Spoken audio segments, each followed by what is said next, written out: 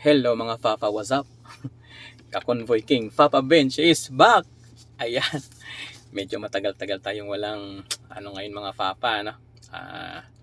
Yan yun, babalik ulit tayo. Kaya nga, Papa Bench is back. So ngayon mga Papa, shout out muna po sa lahat. Ayan yun, sa next video natin, mag-mega love shout out ulit tayo.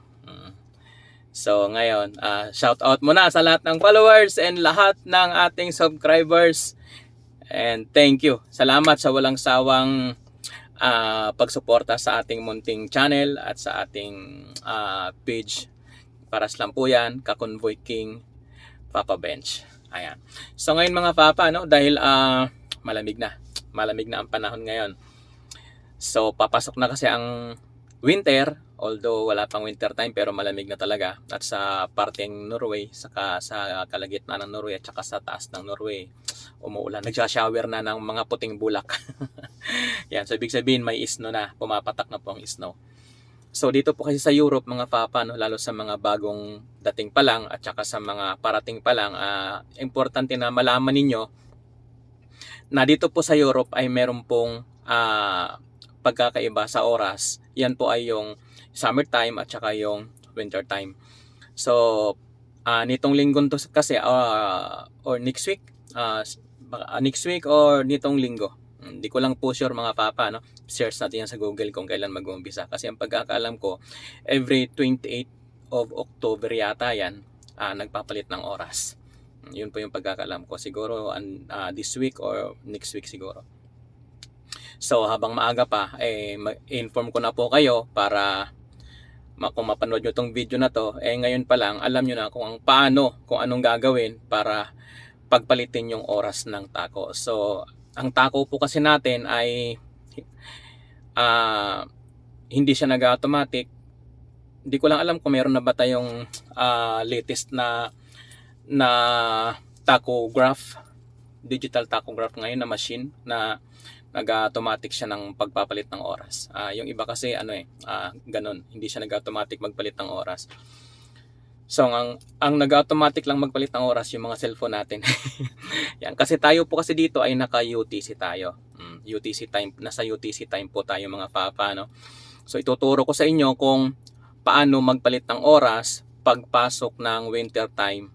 Kasi baka mamaya magulat na lang kayo.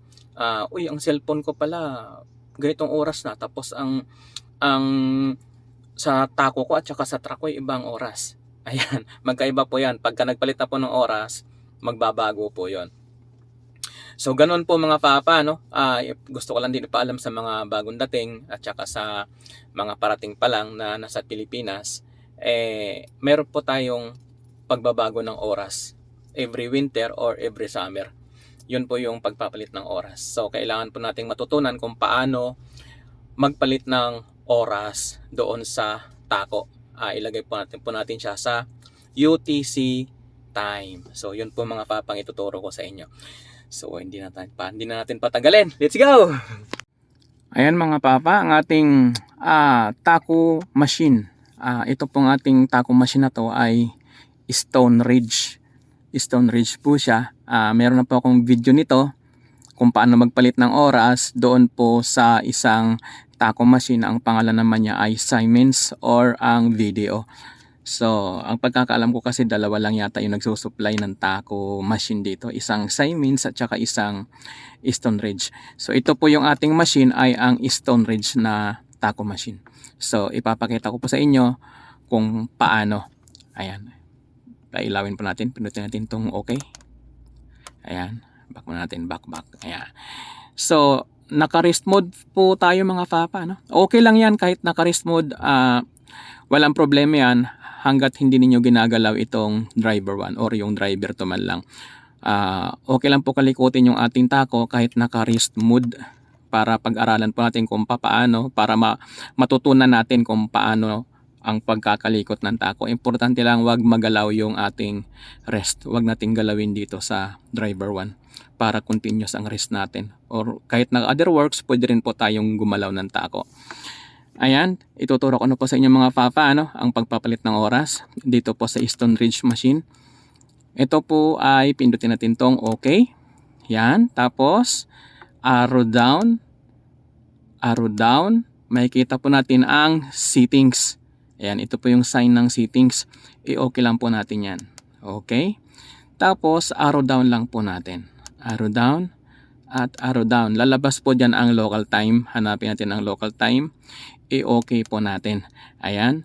Ang oras po natin ngayon ay, ito yung local time natin ay 13:58. So, 1:58 po ng hapon. So, dito po kasi pag winter time po kasi, siya po pag winter time po kasi, tayo po ay magbabawas. Magbabawas po tayo ng isang oras.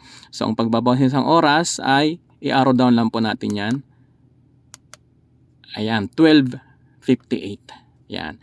Pag nasa 12:58 na po tayo, i-okay lang po natin. I-store po natin yan. Okay. Ayan. So, changes save. So, back po natin. Ayan, 12:58 na po yung oras niya. 12:58 na. So, ngayon ibabalik po natin kasi hindi pa naman po winter time. Balik po natin ulit yan doon sa 13:58.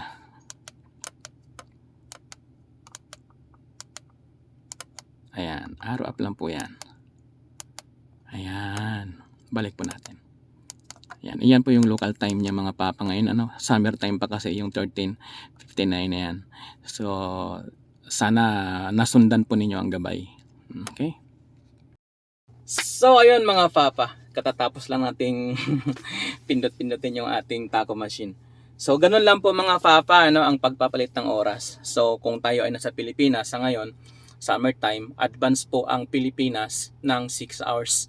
6 hours po yung advance ng Pilipinas mula dito sa Europe. Ngayon, pagka naman po ay winter time, magbabawas tayo ng 1 oras. So, ang advance po ng Pilipinas sa atin ay magiging 7 hours na mga papa. So, dito po sa Europe, magkakaiba po ng oras dito. For example, nandito ako ngayon sa Sweden. Magkakaparas po ng oras dito ang Sweden, Germany, Norway, Denmark. At sa ibang panig naman ng Europe, mayroon ding ibang oras kagaya na lang sa Lithuania, sa Latvia, Belarus, sa Russia. Yan, magkakaiba po ng oras diyan, hindi po pare-parehas. So, yun lang po kailangang malaman po ninyo lalo sa mga bagong drivers dito na nagtitraining pa lang or yung kakaumpisa pa lang at saka po doon sa mga parating. Importante po mga papa ay malaman niyo yan. So, yun lang mga papa and thank you. And God bless.